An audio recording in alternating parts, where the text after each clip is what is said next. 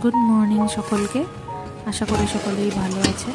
আজ আবার একটা নতুন দিন, চলুন একসাথে শুরু করা যাক।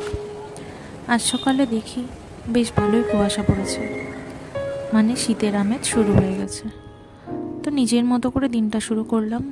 তারপরে গিয়ে দেখি ছাদ বাগানে বেশ ভালোই কিছু ফুল ফুটেছে, শীতকালীন ফুল।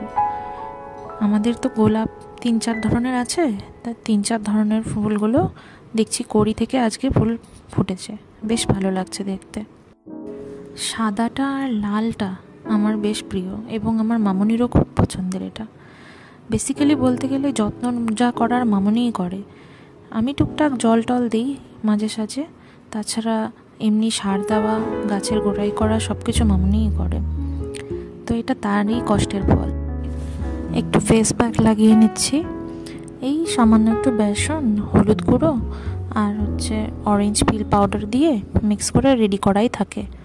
যেদিন যেদিন মনে হয় ইউজ করে নিই, আজকে মনে হলো তাই লাগিয়ে স্নানটা করে নেব। স্নান করে এলাম। নিভিয়ার এই ক্রিমটাই আমি বিশেষভাবে ব্যবহার করি শীতকালে, আমার এটা বেশি ভালো লাগে।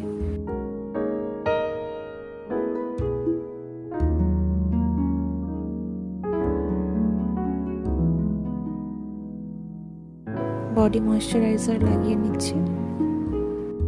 জয়ের এই ময়েশ্চারাইজারটা বেশ হাইড্রেটিং এবং চিপচিপা ফিলও হয় না। তা এখন যেহেতু সেইভাবে শীত পড়েনি, তো স্কিন সেইভাবে ড্রাই হয় না, তো আমার মনে হয় এটাই আমার জন্য বেস্ট স্যুট করে। আজ ওয়াশিং মেশিনে কাপড় একটু এক্সট্রা হয়ে গেছিলো, তাই যে কটা এক্সট্রা কাপড় ছিল আমি নিজেই কেচে নিয়েছি, তো সেগুলো এখন মেলে দিই। আজ যেহেতু শুক্রবার, আমার আজ সকাল সকাল পুজো করা থাকে, তাই স্নান করে ফটাফট পুজো করে নিলাম।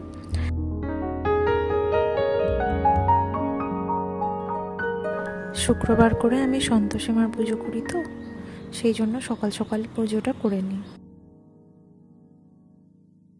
নিয়ে ঠাকুরের কিছু জামা কাপড় ছিল সেগুলো কেচে দিলাম। ভালো করে জল ঝরিয়ে সেগুলোকে মেলে দেব। রোদ বেশ ঠিকঠাকই উঠেছে, তাড়াতাড়ি শুকিয়ে যাবে।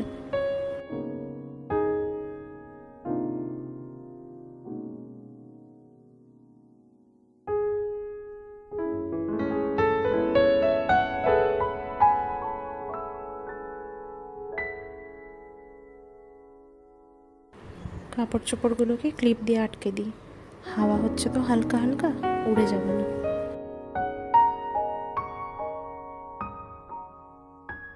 এখন যাই ব্রেকফাস্টের ব্যবস্থা করি। আমরা বারবার অ্যাকোয়াগার্ড চালাই না, জল রিজার্ভারে রেখে দিই, তাতে করে দিনে 2বার ভরলেই হয়ে যায়। বিশেষ কিছু খেতে ইচ্ছে করছে না, তাই ভাবছি একটু দুধ আর ড্রাই ফ্রুটস খেয়ে নেব সকালে। সবাই ভালো থাকবেন, দেখা হবে আবার নেক্সট ভিডিওতে।